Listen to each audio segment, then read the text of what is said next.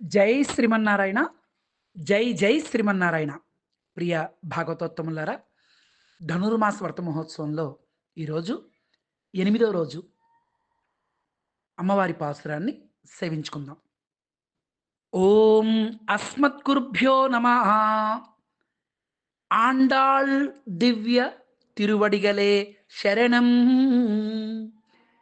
கீழ்வானம் வெள்ளென்று எருமை சிறுவீடு மேயவான் பரந்தனகான் மிக்குள்ள பிள்ளைகளும் போவான் போகின்றாரை போகாமல் காத்து உன்னை கூவுவான் பந்து நின்றோம்.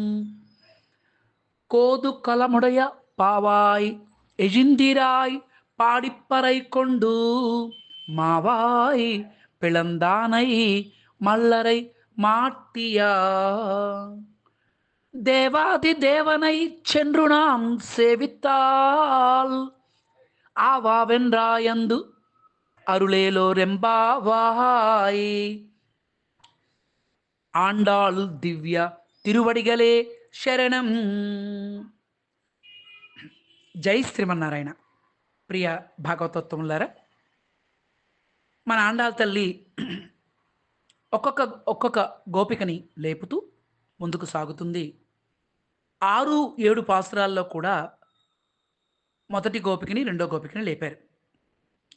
అయితే 6, 7 పాసురాల్లో చాలా అద్భుతమైనటువంటి విషయం చెబుతూ, మనిషికి జీవితంలో బాగుపడాలి అంటే ముందు వినాలి. శ్రవణం, ఇది మనం నేర్చుకోవాలి. మనకు వినడము అంటే ఎంత చిరాకో. అందులో ఒక్కొక్కసారి అమ్మ చెప్పిన మాట అంటే అస్సలు అబ్బా నాకు తెలుసులే అంటాం. ఎప్పుడైనా నాన్నగారు మనకి ఏదైనా ఒక మంచి మాట చెప్తే ఈయనేమిట్రా బాబు నా క్లాస్ పీకుతున్నాడు అంటాం. ఎవరైనా బంధువులు మనకి పెద్దవాళ్ళు మనకు కనబడి నాన్న ఇలా ఉండు ఇలా ఉండు అని చెప్పి మన లైఫ్ కెరియర్ గురించి ఏదైనా ఒక మాట చెప్తే మాకు తెలుసులే అని అనిపిస్తుంది. వినాలి అంటే పెద్ద బోరు, మాకు మాకు తెలీదా ఆ మాత్రం అనేటటువంటి ఏదో ఒక అహంకారం కూడా మనలోంచి బయటకు వస్తూ ఉంటుంది. ఇది మనకు ఉండకూడదు. పెద్దలు చెప్పిన మంచి మాటల్ని మనం వినాలి. ఈ వినడం మనం బాగా అలవర్చుకోవాలి. సరే, పెద్దలు చెప్పినవి వెంటనే మనం ఆచరించలేకపోవచ్చు. ఆచరించే అంత స్థితి మనకు లేకపోవచ్చు. కానీ ముందు పెద్దలు చెప్పిన మాట విందాం. తినగా తినగా వేము తియ్యగా ఉండునట్లుగా, అలాగే వినగా వినగా వినగా వినగా అయ్యో మనం కూడా ఒక మంచి మాట, ఒక పెద్దలు చెప్పిన ఇన్ని మంచి మాటల్లో ఒక్క మాటైనా మనం ఆచరిద్దాం అనే భావన మనకే కలిగే అవకాశం ఉంటుంది. అందుగురించి పక్షుల గురించి చెబుతూ, పక్షులు అంటే ఇక్కడ ఎవరో తెలుసా? పక్షులు అంటే శర్పారై పక్షి గళాక్కి అంటారు మన పెద్దలు. అంటే పక్షులు అంటే ఇక్కడ మనకి భగవంతుడితో మనల్ని చేర్చేవారు. పక్షికి పక్షికి 2 రెక్కలుంటాయి కదా! ఏంటవి? ఒక రెక్క జ్ఞానము, రెండో రెక్క ఆచరణ. ఈ 2 ఉన్నవాళ్లే ఆచార్యులు. ఆచార్యుల యొక్క అనుగ్రహం పొందడమే ఇక్కడ మనం. వారి అనుగ్రహం పొందాలంటే ఏం చేయాలి? పెద్దలకి గుర్తుపెట్టుకోవాలి, మనం బాగా గుర్తుపెట్టుకోవాలి. పెద్దలకి వారి అభిమానం పొందాలంటే పెద్దలు చెప్పిన 4 మంచి మాటలు వింటే చాలు. పిల్లాడు చాలా బుద్ధిమంతుడండి. ఏం చెప్పినా చక్కగా వింటాడండి. ఎదురు సమాధానం చెప్పడండి. వింటాడండి. విని ఈ చెవి నుంచి విని ఆ చెవి నుంచి వదిలేయడండి. విన్నవి గట్టిగా పట్టుకుంటాడండి. తను ఆచరించే ప్రయత్నం చేస్తాడండి. ఇంతకన్నా మంచి బంగారు కొండ మనకెక్కడ దొరుకుతాడండి. చాలా నైస్ పర్సన్ అండి అని ఆచార్యులు మంగళాశాసనాలు మనం పొందొచ్చు. కాబట్టి 6, 7 పాసురాల్లో కూడా చక్కగా శ్రవణం గురించి చాలా గొప్పగా చెప్పారు. ఇంకా ఈ 8వ పాసురం, 8వ పాసురంలో ఈరోజు 3వ గోపికను లేపుతున్నారు కదా! పాసురం మనం స్మరించుకున్నాం కదా! కీజ్వానం వెళ్ళెండ్రు, తూర్పున ఆకాశం తెల్లబడింది అని అంటే, లోపలున్న గోపిక, ఏమర్రా మీరందరూ సంతోషంగా సరదాగా ఉంటారు కదా! మీరందరూ కూడా అందులో మీరందరూ భాగవతోత్తములు. మీ అందరి ముఖాల్లో ఉండే తేజస్సు ఆ తూర్పు దిక్కు వైపు పడి అక్కడ తెల్లారినట్టుగా అనిపిస్తుంది. అది గుర్తు కాదు అన్నట్టుగా అందావిడ. వెంటనే మరొక గుర్తు చెప్తున్నారు. ఎరుమై సిరువీడు మేయవాన్ పరందనగాన్. ఇంకొక గుర్తు చెప్తున్నారు. ఏంటది? గేదెలన్నీ కూడా చిన్న బీడులో మేయడానికి వెళ్ళిపోతూ అంతటా వెళ్తున్నాయమ్మా అన్నారు. ఇది ఒక రెండో గుర్తు మాట. సహజంగా రేపల్లెలో ఆవులతో పాటు గేదెలు కూడా ఉన్నాయి. వీటికి ఉదయాన్నే ఒక చిన్న బీడు అని ఉంటుంది. అంటే ఓ చిన్న బీడు అంటే ఇంచుమించుగా మనకి ఒక ఓ 10, 15 సెంట్లులాగా ఉంటుంది. అందులో ఈ గేదెలన్నీ అక్కడ ఉంటే ముందు పాలు పితుకుతారు వాటికి. అవేమో కొంచెం మేత తింటాయి. ఈ లోపల వీళ్ళు వెళ్ళి పాలు పితికేస్తారు. ఆ తర్వాత మళ్ళీ ఇవి గేదెలు మళ్ళీ తర్వాత వీళ్ళని ఈ గేదెలను తోలుకుంటూ వెళ్ళిపోతారు. అక్కడుండే గొల్లలు. అవి మళ్ళీ తిరిగి ఎప్పుడొస్తాయి? చీకటి పడిన తర్వాత సాయంకాలంకి సూర్యుడు అస్తమించిన తర్వాత పొద్దుగూకాక అంటారు కదా! అప్పుడొస్తాయి మాట తిరిగి ఇంటికి. దానికన్నా ముందు చిన్న బీడు అని ఉంటుంది. ఆ బీడులో మేతకి వెళ్తాయి. అప్పుడు అవి మేత మేస్తున్న సమయంలో వీళ్ళు పాలు పితుకుతారన్నమాట సహజంగా. కనుక రెండో గుర్తు ఏం చెప్తున్నారు? ఎరుమై సిరువీడు మేయవాన్ పరందనగాన్. అమ్మా! గేదెలన్నీ కూడా చిన్న బీడులోకి వెళ్తున్నాయమ్మా మేత మేయడానికి. ఇది మాకంతటా కనిపిచ్చాయి. అందుకు చెప్తున్నాం. అంటే మిక్కుళ్ళ పిళ్ళైగలుం పోవాన్ పోగిన్రారై పోగామల్ కాత్తూ. అరెరే! తెల్లవారిపోయిందే అని మిగతా పిల్లలందరూ కూడా ఈ వ్రతం కృష్ణయ్య చేయిస్తా అన్నాడు కదా! అందు గురించి కృష్ణయ్య రమ్మన్నాడు కదా! అందుకని కృష్ణయ్య రమ్మన్న ప్లేస్‌కి వీళ్ళందరూ కూడా ఆ స్థలానికి వెళ్ళిపోతున్నారమ్మా. ఎందుకెళ్తున్నారు? హుహు. వెళ్ళడమే. వెళ్ళడమే ప్రయోజనంగా వెళ్తున్నారు తల్లి. నువ్వు రాలేదని మేమేం చేసాం? వాళ్ళని నేను ఆపేశాను. నువ్వు రాలేదని చెప్పి. ఆపి ఉన్నయి కువ్వాన్ వందు నిన్రోం. నిన్ను పిలవడం కోసమని వచ్చామమ్మా. ఇగో నీ ఇంటి ముందు నిల్చునున్నాం. కోదు కోదు కులమడయాయ్ పావాయ్ ఎజిందిరాయ్. అబ్బా! అమ్మా నీకు చాలా ఇష్టం కదా! మంచి కుతూహలం కదా! అందులో కృష్ణయ్య అంటే చాలా ఇష్టం కదా! ఓ అమ్మాయి, పావాయ్ ఓ పిల్ల, ఎజిందిరాయ్ లేచి రావాల్సింది. లేచి రామ్మా అంటున్నారు. వస్తే ఏం చేయాలి అన్నట్టుగా అనిపిస్తే, అని లోపల ఉన్న గోపిక అన్నదేమో, పాడిప్పరై కొండు. మనమంతా హాయిగా భగవంతుడి యొక్క నామస్మరణ, భగవంతుని కీర్తిద్దాం. ఈ వ్రతం చేయడానికి పాడిప్పరై కొండు. తప్పెట అనేటువంటి ఒక పరాయిన ఒక వాయిద్యాన్ని ఇస్తాన్నాడు కదా స్వామి. కనుక అది తీసుకుందామమ్మా.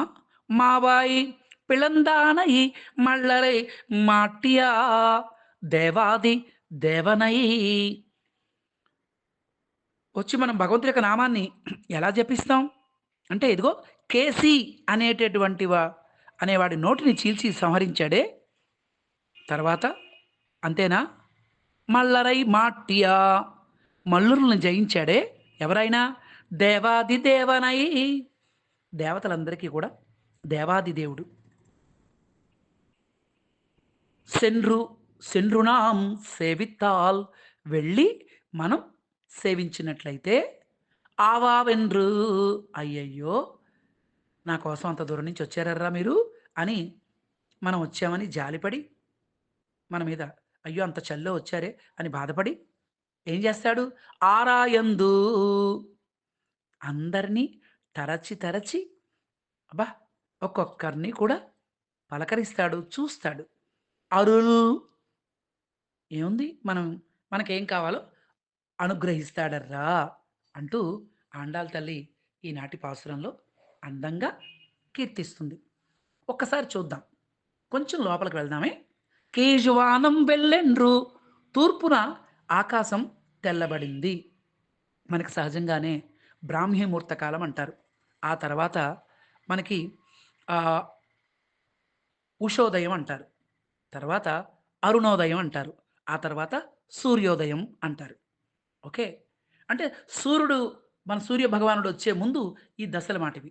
బ్రాహ్మీ ముహూర్త కాలంలో మనకు ఉషఃకాలం, దానికన్నా తర్వాత అరుణోదయం. అంటే సూర్యుడి యొక్క లేలేత కిరణాలు దాని మీద పడితే తూర్పు దిక్కున తెల్లవారుతుంది.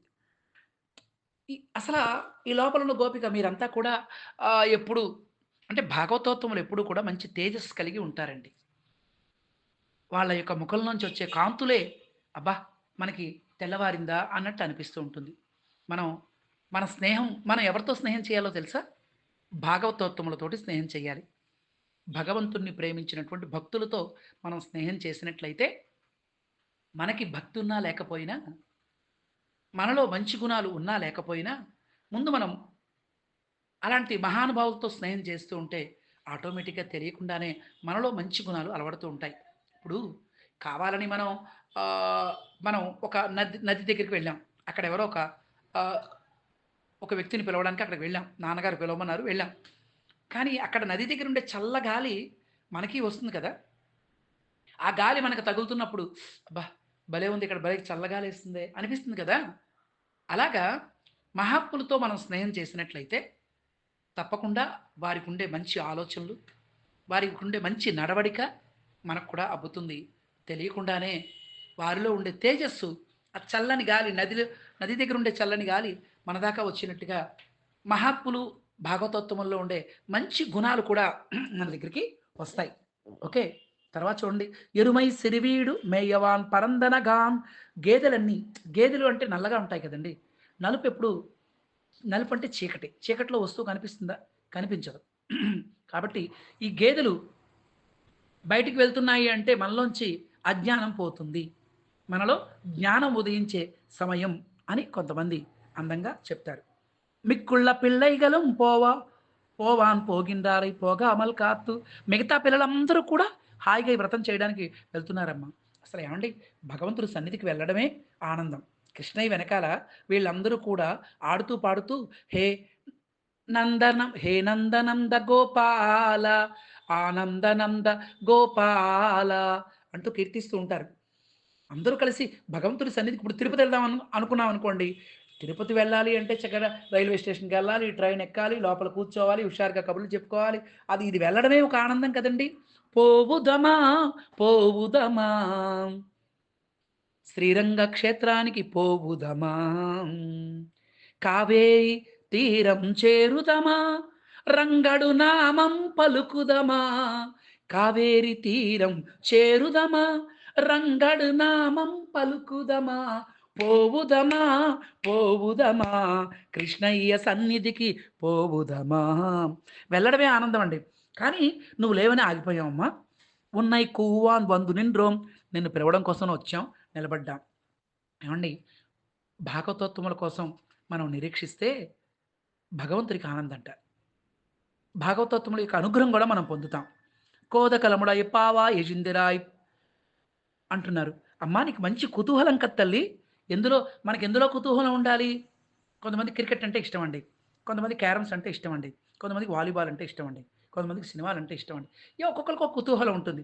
కానీ ఏది నిజమైనటువంటి మంచి కుతూహలం అనంటే భగవంతుడి వైపు ఆచార్యుల సన్నిధి వైపు, భగవంతుడి సన్నిధి వైపు మనం అడుగులు వేయగలిగితే అది గొప్ప మంచి కుతూహలం. అలాంటి కుతూహలం మనం నేర్చుకోవాలి. పాడి పరై కొండు మొట్టమొదటి నుంచి భగవంతుడు ఈ వ్రతానికి కావాల్సినటువంటి పరై అనే వాయిద్యాన్ని ఇస్తానన్నాడు. మావాయి పిళందానై మల్లరై మాట్యా కేసి అనేవాడి నోటిని చీల్చాడు. మీకు తెలుసు కేసి అనే రాక్షసుడిని సంహరించాడు. అలాగే మల్లురులను అనేటటువంటి వాళ్ళని కూడా జయించాడు. స్వామి చంద్రునాం సేవితాల్ చెప్తున్నారు ఇక్కడ చూడండి. మనకి గేదెలు అంటే తమో గుణాలు. అది మనలో ఉండేటటువంటి మనలో ప్రతి వ్యక్తిలోనూ సత్వగుణం, రజోగుణం, తమోగుణం ఉంటాయి. ఈ తమోగుణం ఉండడం వల్ల వెరీ డేంజర్ మాట. ఏ మంచి పనులకి వెళ్ళలేం. వద్దులెండి. ఏం చెప్పారు? గురువుగారు 4 మంచి మాటలు చెప్తున్నారు వినండి. మాకు తెలుసులెండి. ఏం చెప్తారు? మాకు తెలుసులెండి అని అనిపిస్తుంది. ఈ తమోగుణం మనల్ని మంచి వైపు నడిపించదు. కాబట్టి గోపికలు వీళ్ళందరూ కలిసి ఈ ఈ మూడో గోపిక ఇంటికొచ్చారు కదా! అంటే మనం ఆచార్యుల దగ్గరికి వెళ్ళి మనం ఎప్పుడైతే ఆచార్యుల పాదపద్మాలను ఆశ్రయిస్తామో, ఆచార్యుల కటాక్షం లభిస్తుంది. కేసి అని అంటున్నారు కదా! ఇక్కడ అహంకారం. ఈ అహంకారాన్ని మనం తొలగించుకోవాలి.